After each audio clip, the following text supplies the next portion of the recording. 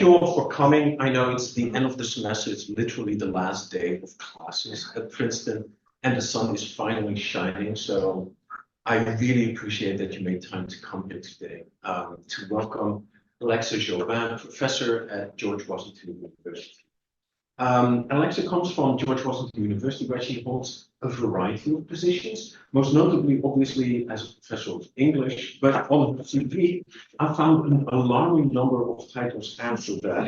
And I'm just going to read to you from the first page of a 34-page CV, and I should note some of the CV is actually in 10 points. So this is a Shakespearean work in and of itself, basically. Women and gender and sexuality studies, theater, international affairs, and East Asian languages and literatures, with affiliate appointments in the Institute for Korean Studies and the Seeger Center for Asian Studies. And I mention this because Alexia is really rather a unique figure, I think, in the academic world. She's so all over the place, but in a good way.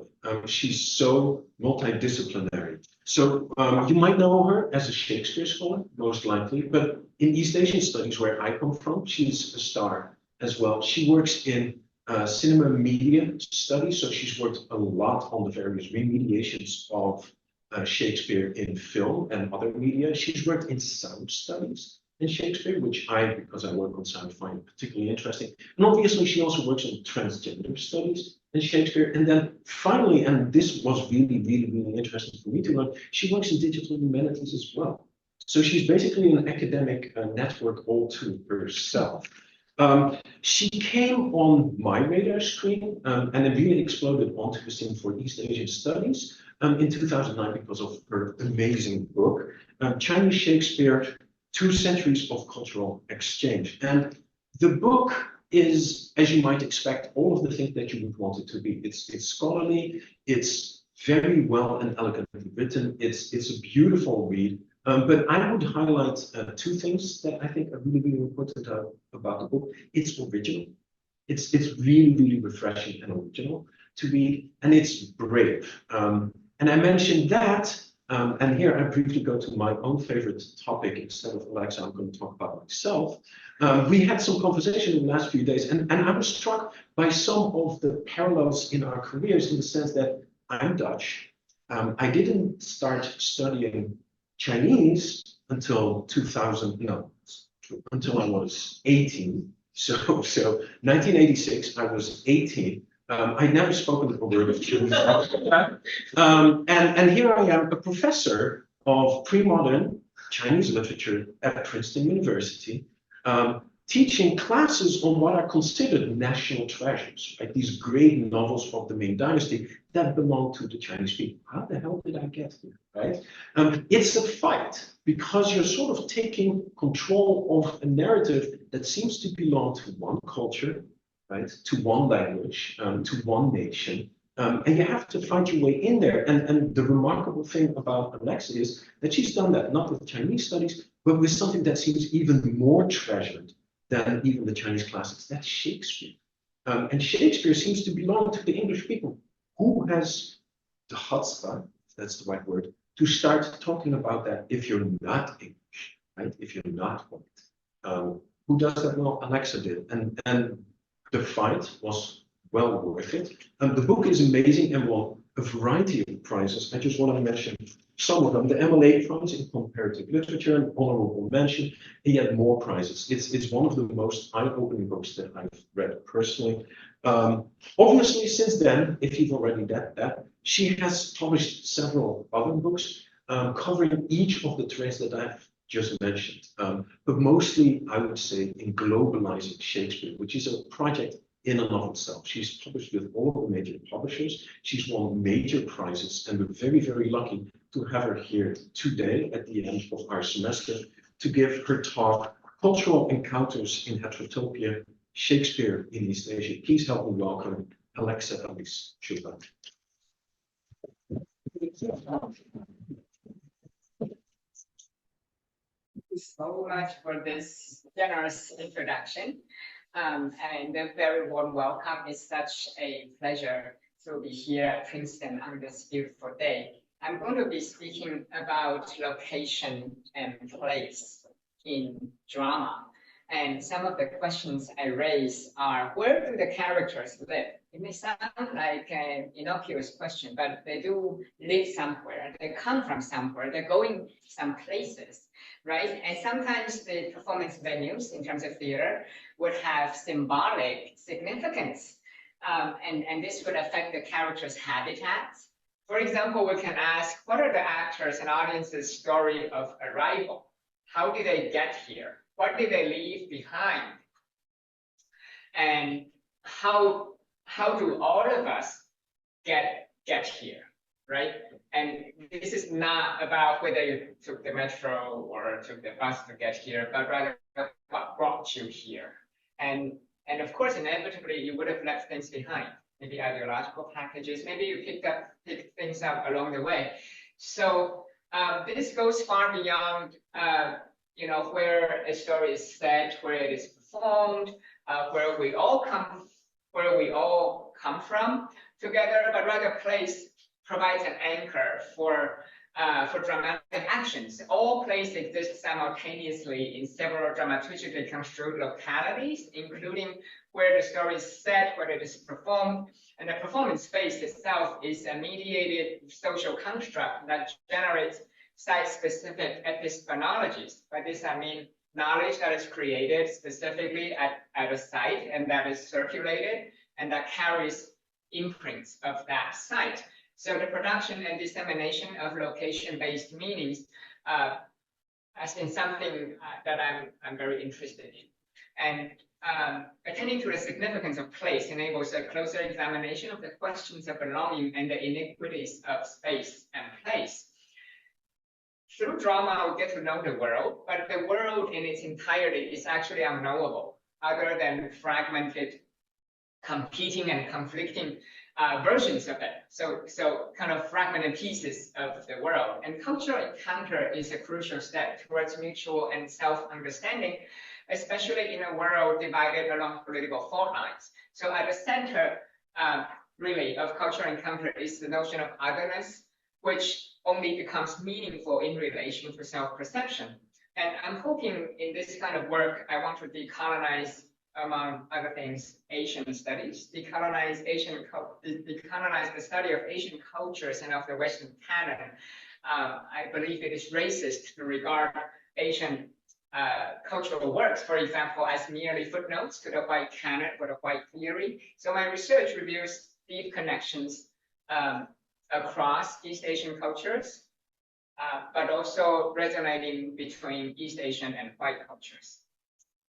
Drawing on my forthcoming book, the contemporary readings in global performances of Shakespeare, and building on my book that came out of Oxford called Shakespeare in East Asia, I'm going to look into my working archive, kind of a number of interesting case studies that I hope would interest you.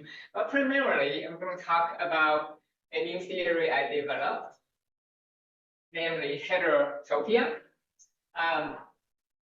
Heterotopia is a new method for the study of globalization. Heterotopia is basically a type of space that evokes other cultural spaces as part and parcel of the craft of world making.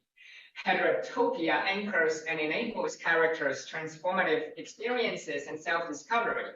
This is a term first used by Foucault in a lecture on architecture in 1967, and then he mentioned it again in The Order of Things in 1971.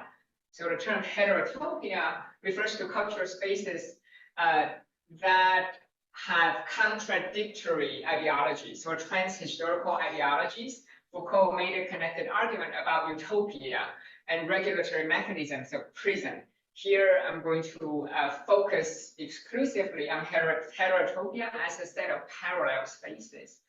Now, the initial context of the notion of heterotopia was architecture and urban design, but it's actually useful in advancing our understanding of otherness, especially in dramatic criticism. Let's take a look here. So Foucault uses the mirror as a metaphor to explain how heterotopia operates as a virtual place. The mirror is a placeless place. absences. In a mirror, I see myself there, where I am not, in an unreal space that virtually opens up behind the surfaces. I am over there, where I'm not. A sort of shadow that gives my own visibility that enables me to see myself there where I am absent. And so, of course, you're probably thinking this is applicable to literature, nearly all literature. Specifically, stage and screen are technologies of representation. And so stage and screen are a kind of Foucauldian mirror because they project and filter location-specific knowledge of otherness. As Foucault continues, it is also a heterotopia insofar as the mirror does really exist, and as it exerts on the place I occupy a sort of return effect. It is starting from the mirror that I discover my absence in that place where I am, since I see myself over there. So heterotopia as a device, right, it exists in reality, like the mirror that exists in reality, and it contains and involves other spaces. As a parallel space, it holds up a mirror to other realities. The stage and screen that exist in reality, but they are a portal. And the portal reminds audiences of their absences in the world of literature. So I used AI to generate this image to further illustrate my point, but also to, part of my new research is actually on AI.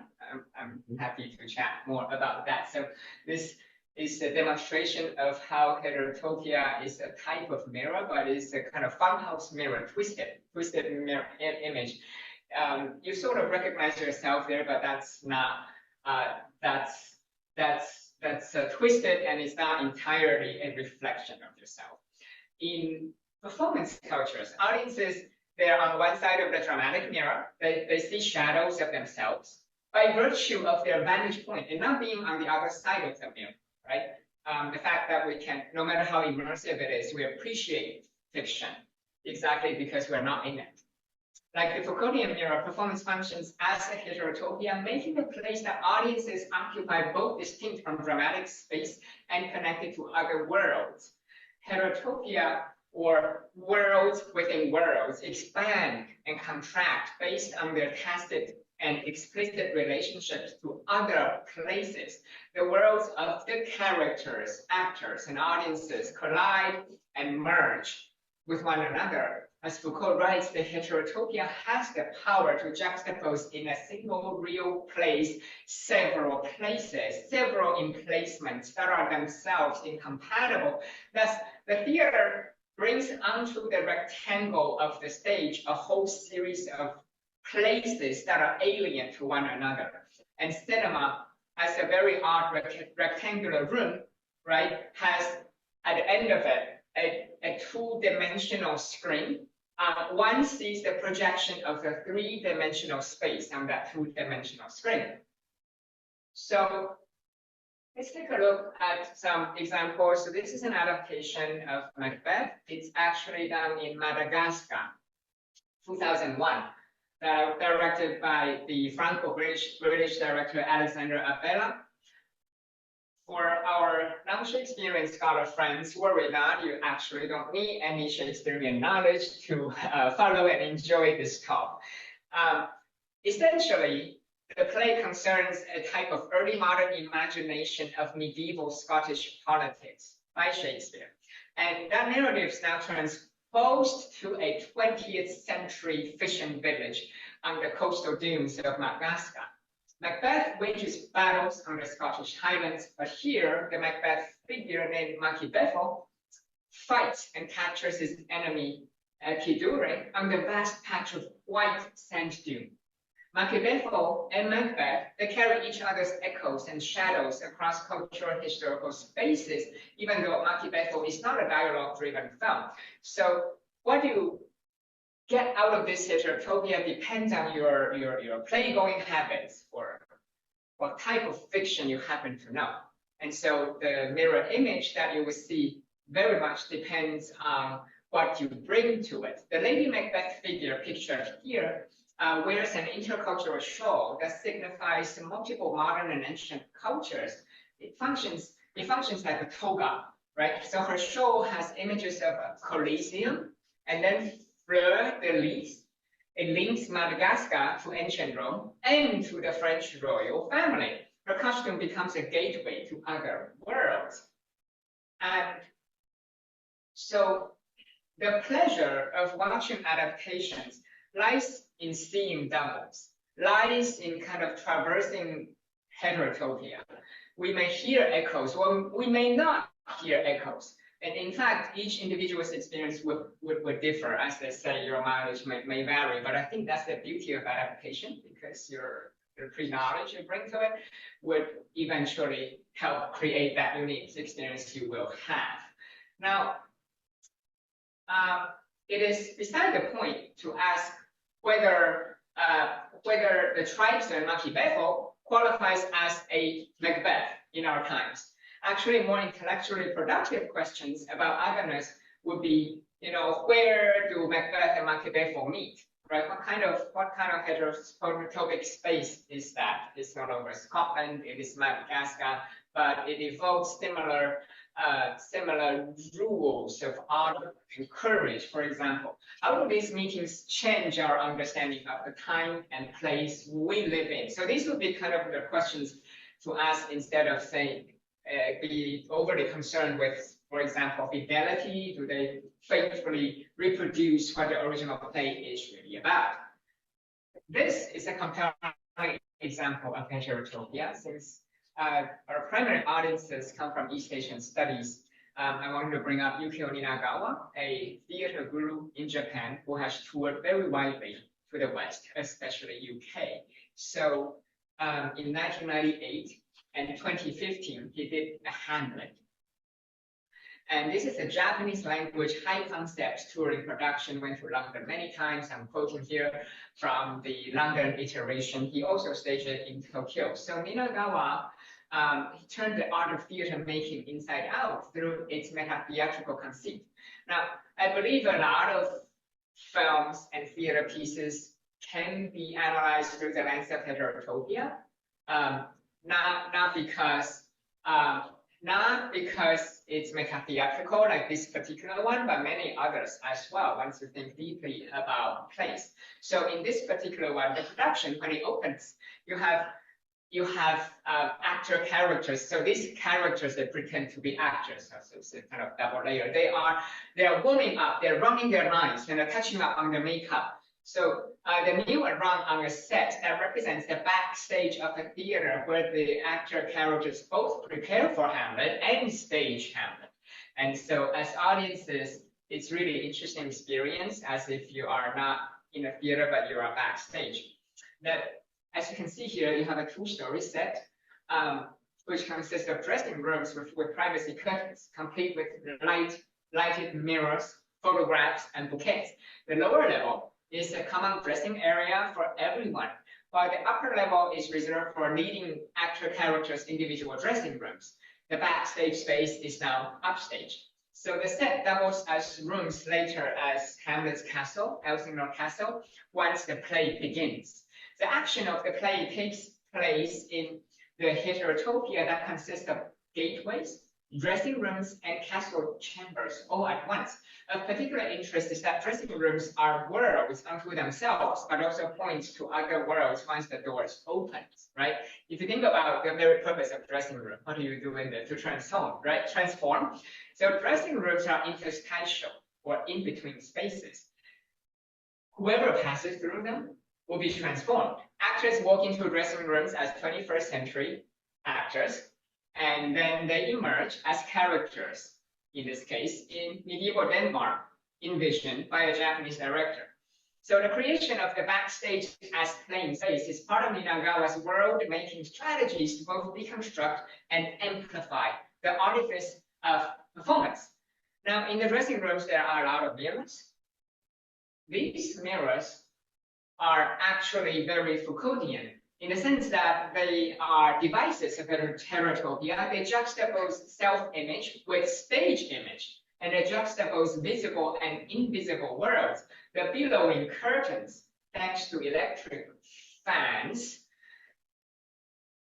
also add a sense of unease and mystery. each dressing room seems to be a gateway to unknown worlds. Audiences intrude into actor characters' supposed backstage space, which is connected to Hamlet's fictional world, which in turn resonates with issues of intentionality and communication in audiences' worlds. So because of the billowing curtain and the kind of you sense the space behind, but you don't know who or what is behind, right? And it of course adds to the sense of surveillance and unease in a story like this, where everyone's watching everyone else's and nobody trusts anyone. There are a lot of passages in Hamlet that are thrown into particular relief by this setting, including Hamlet's railing to Ophelia about her painted face. God hath given you one face, and you make yourself another. Hamlet also assumes antique disposition in the sense that he pretends to be mad. And so in this kind of space, in fact, the line between reality and pretense becomes very blurred. Interestingly, you have another device juxtaposing other fictional and real worlds. That is the life-size tiered Hinados displayed in a play within a play scene where Hamlet tests the conscience of his uncle. This is part of the investigative project. You want to find out who exactly murders his father. And his uncle seems the most guilty, so he's staging this mini theater to see if the uncle is, quote, scared of false fire. Now, Ninagawa finds a very creative way to do this. The Hinados, as we know, are an important part of the Japanese ritual. Here, dressed up to look like human-sized dolls, the actors participate in the Heterotopia that signifies that once the court in Heian era Japan, rituals on the girls' day in contemporary Japan and Hamlet's Denmark. Just a few quick words about the girls' day. These dolls started as collectibles by noble ladies in the Heian court. And in modern Japan, on girls' days, the children are supposed to set them afloat in the river to carry away bad luck so that they can grow up healthily and safely. So the audience's attention was redirected from the representational aspect of theatrical realism to the presentational aspect of meta-theatrical narratives in Ninagawa's Heterotopia. This is one of his favorite kind of tricks. He would stage something that is writ large, that is larger than life, but it's actually a very mundane object in real life, like a family altar, for example, or a Hinado, kind of the tears with all the dolls on it. In the mousetrap scene, this is the scene where Hamlet stages an allegorical story, his theory of how his father is murdered to test the conscience of his uncle. You have traveling players who are visiting his castle. They put on a play to help him determine if his uncle is guilty. And you have the player king and the player queen. And these two, they descend slowly from the top of the doll tiers to initiate the meta-theatrical performance. And here, particularly, you have Kensuke Tsunahara, who took on the cross-gender role of the player queen. And a folding fan in hand, he played the queen in the kabuki style of onagata, which is properly translated in English usually as female impersonator. The word impersonation is kind of a bit problematic with our current trans queer theory. So basically someone who specializes in playing female roles. Onagata, player queen, and here he delivers her lines in a sing-song chanting manner. So acting, in fact, a bit like a doll. And then they act out the remainder of the play within a play in aggrandized pantomime. The tiered Hina dolls display serves as a mirror image of three distinct spaces. You have the corrupt court, you have the social space of the fictive murder that is taking place, and then which is witnessed by the characters inside the story, but also by audiences, by human audiences. And thirdly, you have an ordinary Japanese daily artifact with writ large. It's basically the dole tiers now populated by life-size doles. So the concept of heterotopia enables us to examine deep connections among adaptations that seem unrelated at first blush. Many adaptations blend cinematic and theatrical modes of representation. Ninagawa is very well known for the so-called cinematic quality of his stage productions. He would use, for example, semi-transparent screen doors as screens on stage, so playing a lot with screens. And there's another example of adaptation as heterotopia across genres as well.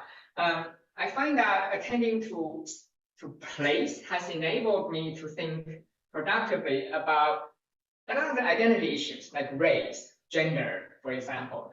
But what exactly are they? And I've been trying to argue that these are not really identities per se, as in you check off an identity box on a form. They are actually social practices and are deeply, deeply connected to place. So it's race, gender, or class is actually what we say or do at a certain point in time in a particular place. So the saying and the doing, right, in a speech act sense kind of defines that space, but it's also framed by the space. And this is a version of Romeo and Juliet. It is really fun to watch. It's called Chicken Rice War. As we know, in Romeo and Juliet, you have two families, both alike in dignity, and they are at war with each other because of some feud that nobody remembers how it starts and the details of it. But interestingly, this particular version takes it was made in 2000, takes it to Singapore, and the pretext here, the conceit is that group of college students, they are trying to stage Romeo and Juliet. But their real life experiences happens as it unfolds, happens to mirror their characters' experiences in Romeo and Juliet.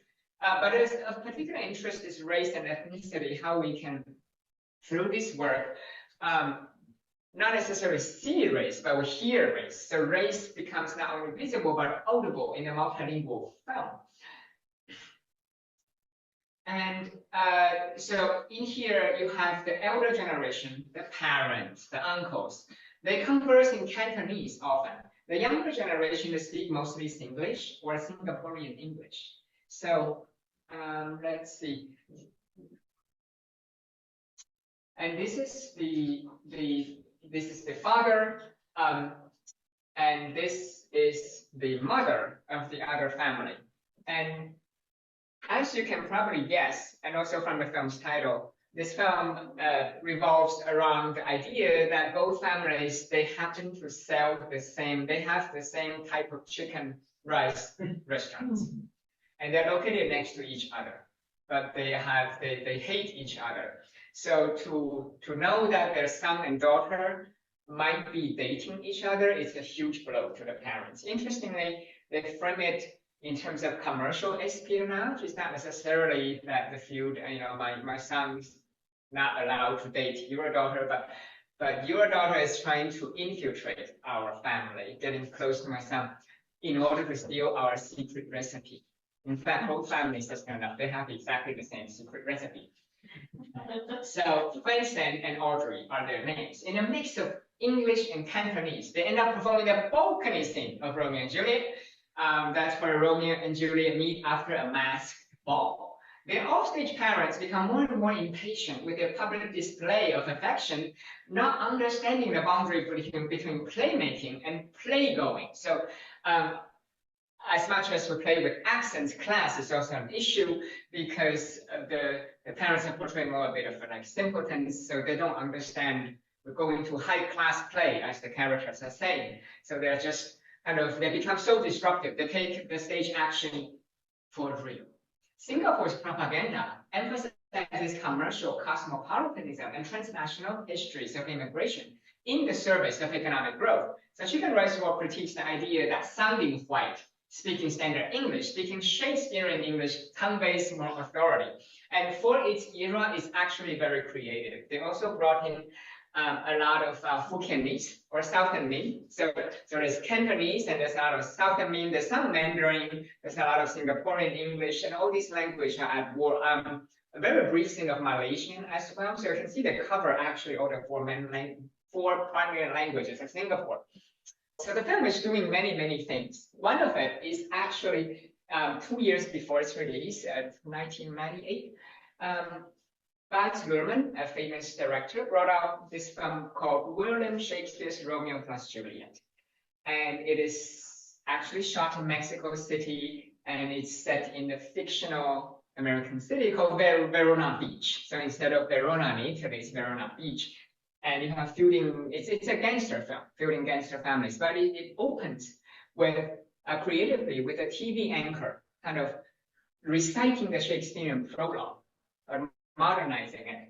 And after seeing that, you would understand how creative Chicken Rice War is in terms of reframing that, because it's clearly a parody of that famous film that launched the career of Claire Denis as well as DiCaprio.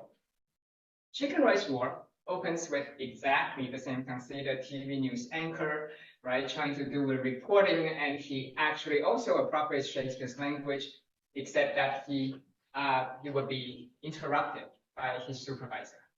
Two families, both alike in dignity and profession, in fair Ang Mo Kio, where we lay our scene. From ancient grudge bred to new mutiny, where civil blood makes civil hands unclean.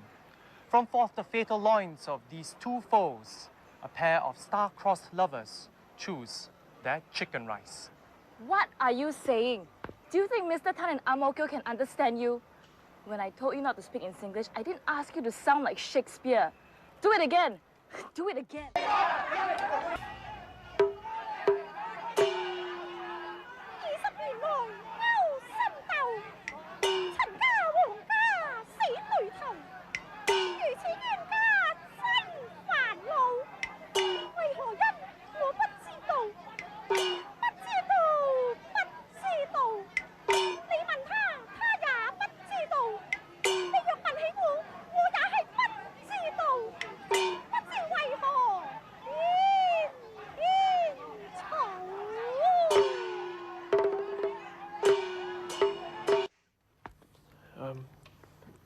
Mr. Pillay, may I be so bold as to ask for a chance to read Romeo? What makes you think that you can be Romeo? What makes you think you can play Romeo? You don't have the looks, and you can't even speak properly. Nick, on the other hand, he looks like Leonardo DiCaprio. That's why he's Romeo. Do you think you look like Leonardo? Yeah, I agree.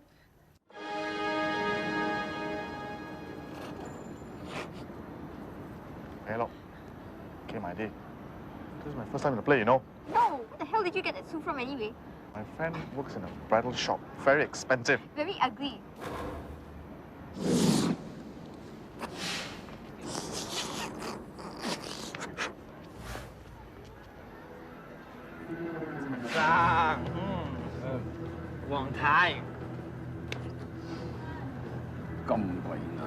Tonight we're here to see a very high-class play, so we're all dressed very nicely, very high class. Tonight, let's keep all the business at the hawker center, okay? Maybe it's a good idea that the two families sit separately. 黃太你坐呢邊，阿生你坐呢邊，我坐中間 ，keep the peace.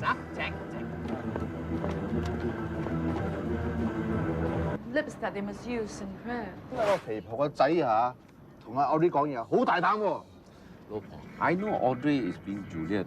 Why must she act with this 死肥婆生 But then, dear saint, let lips do what hands do. They pray, grant thou let 人 speak. 哋皇姑個仔啊，又靚仔啊，又識得做戲啊，你個女啊身材啊，好似洗衫板啊，做戲啊木口木面啊，唔襯啊！係啊，呢塊咁嘅洗衫板啊，我睇送上門啊，我個仔都唔幫睺佢啊！陳生 ，we're trying to be very high class. You cannot argue here. Thus from my lips, by thine, my sin is purged. Then have my lips, the sin 又 that they have 瘦 told. 又醜樣，癩蝦冇想食天鵝，唔知咩新絲蘿蔔皮都唔。Sin from my lips, trespass with the edge, give me my sin again. 嚇！你起個死行效果啊！你睇佢勾引我個仔啊！你睇下，你想我唔係想勾我仔啊，攞咗我啲飛。What's your stupid recipe？ 人家賣雞飯，你又賣雞飯，你放假關你咩事啊？嚇，你識賣雞飯，你識賣雞飯，你識賣雞飯，你識賣雞飯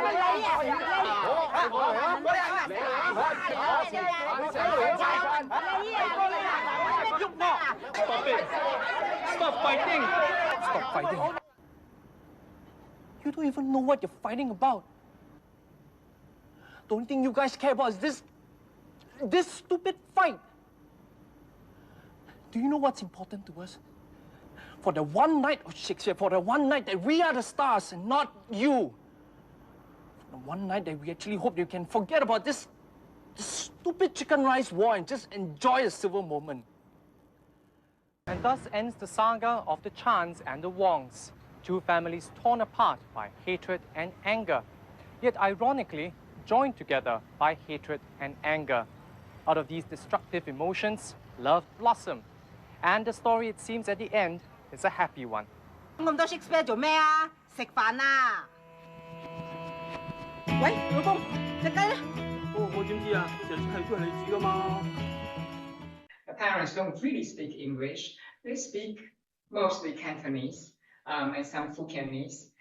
So I was fascinated by the linguistic landscape and how that reflects racial practices, how race is actually lodged in the oral kind of soundscape. But also importantly, my students often, they're not able to articulate why it is funny. Actually, one reason why this is funny is because of heterotopic crashes, right? The parents come from a different place and they're bringing it with them into the theater they should not have that night. I should also mention, it's not immediately clear, the show is actually on a makeshift stage inside a parking garage. How beautiful is that? So it's kind of heterotopic, so many layers. Is there special significance of that's where you park your car? So despite the emphasis, we're seeing a very high-class play because it's Shakespeare and it's Western.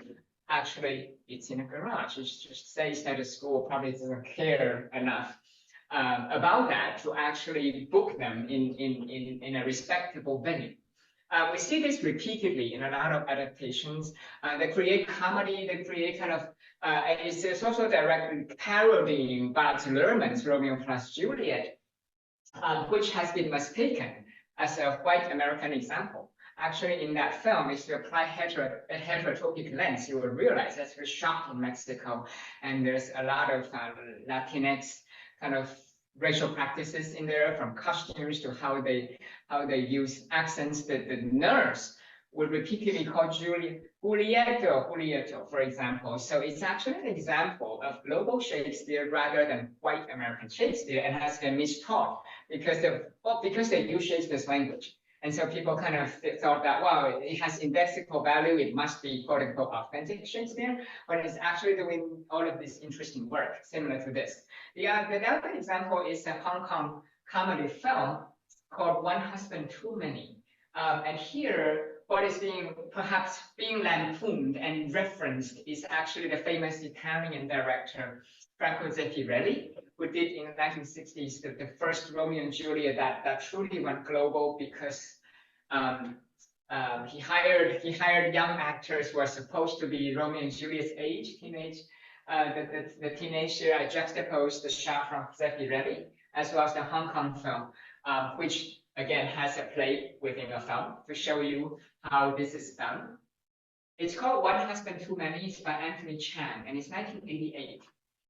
So about a decade before Hong Kong's return to China, there was a lot of anxiety, and this particular work, they specifically engage with Romeo and Juliet as an instance of Britishness, is actually voicing some of that anxiety about Hong Kong being a hybrid cultural crossroad, the Britishness as well as the encroaching Chineseness that was about to take over. So it follows a couple aspiring to introduce Western culture to backwater Hong Kong, specific Kowloon, through the iffy performance of Romeo and Juliet. Within the film, we have a rustic makeshift stage that is not unlike Chicken Rice War.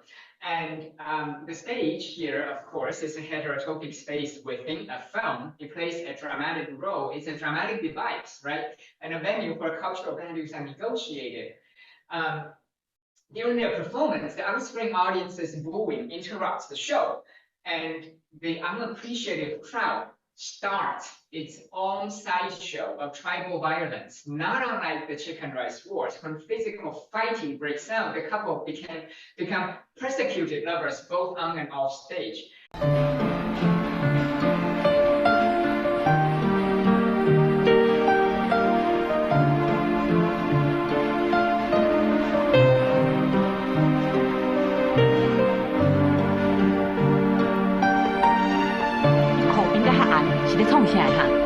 大概是想要放就放袂出来，徛尾啦。神呐，你已夺去他冰糖一样的呼吸，他的体温，他的美貌，他的笑容。话题在有，月照泪影，情不在心，万般无情，面对绝境，心痛莫名，我独留名。 冥币凋谢，丢你个头啊！陪你，我愿到阴间当壮兵。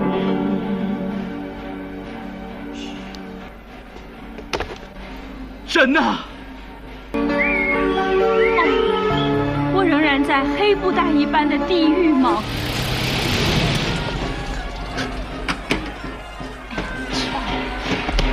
冰冻的罗密欧啊！ 你要我脱下这贵族的丑恶外衣，温暖你的胸膛吗？有好戏看嘞！ And the disrupted audience storms the stage and comes face to face with the henchmen hired by the mayor, who are supposed to keep the actors safe and to ensure the performance will continue. Using a low angle, the camera moves between two rows of men lined up. The henchmen, the bodyguards, and the country bumpkins, the simpletons, right? Who again, they storm the stage exactly because they don't understand the boundary between playmaking and playgoing. And they come face to face like two American football teams ready to charge. The standoff is depicted in a comedic manner when the men twitching their pectorals to make them bounce up and down. It's meant as an aggrandizing gesture before the fight begins. The lead actor actually says, now it's really Romeo and Juliet. Perhaps the audiences here on screen have appreciated too well the tragedy about teen exuberance and violence, so they're ingesting the spirit of feud and they're kind of fighting it out. 将你心里气下所在了。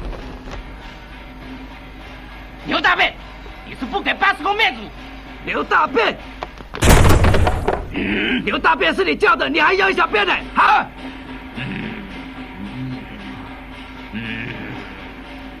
不要这样嘛！现在演的是罗密欧与朱丽叶，又不是演线头牌通鲁丸对四五丸。There are a lot of deep connections that more than first meet the eye. When we study works like this, it's kind of a network. And they can help us critique what I've called compulsory realpolitik in my book, Shakespeare and East Asia. By this, I meant that when it's beyond Orientalism, when scholarship encounters otherness, there are two moves. One is acquisition, so making the strange familiar, right? You're domesticating it. The other is making the familiar strange. Perhaps your prior assumptions, something we thought would be familiar, but now thanks to the injection of otherness, it's this process of estrangement.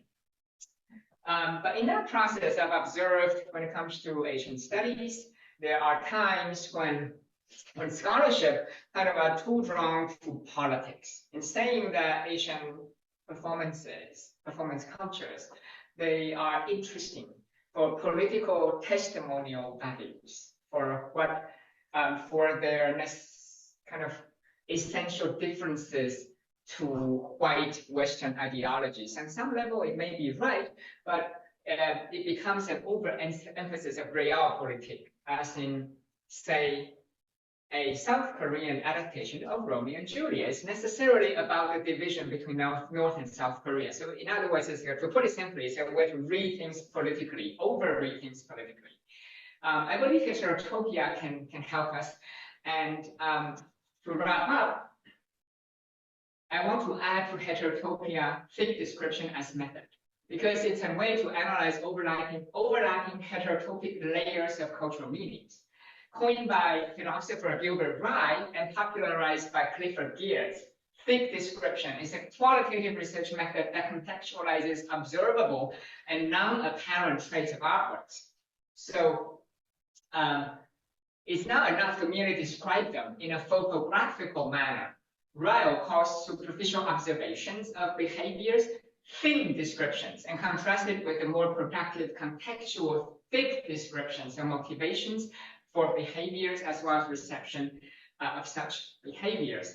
And since I study drama, right, drama consists of dialogues mostly, but actually there are far more layers to it. It's often beyond what is explicitly said, right? Or in fact, characters will say things but don't mean them. And thick descriptions become very, very useful. So Geertz describes his ethnographic method as sorting out the structures of signification and determining their social ground and import, while attending to the multiplicity of complex conceptual structures, many of them superimposed upon one another.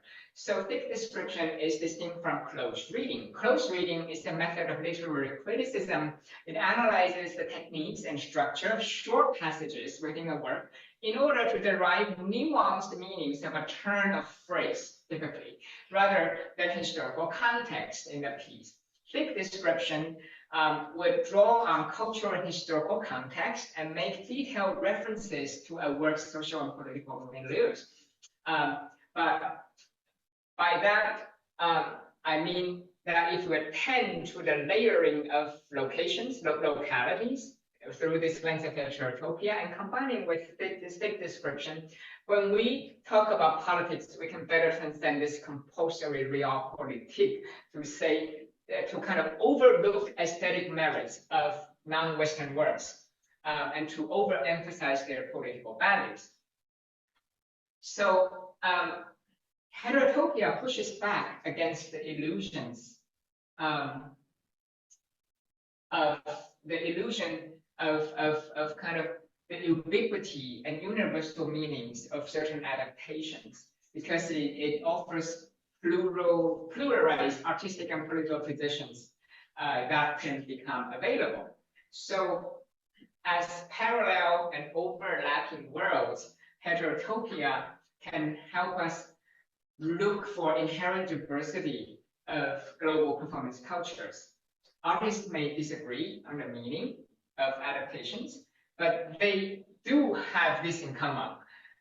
They want to plan new ideas along well-trodden paths and to blaze new trails through long abandoned territories. So I will end by quoting novelist Minae Mizumura, who says that if we walk through the doors of other languages and cultural spaces more often, we will be blessed with undreamed of landscapes and a more inclusive vision.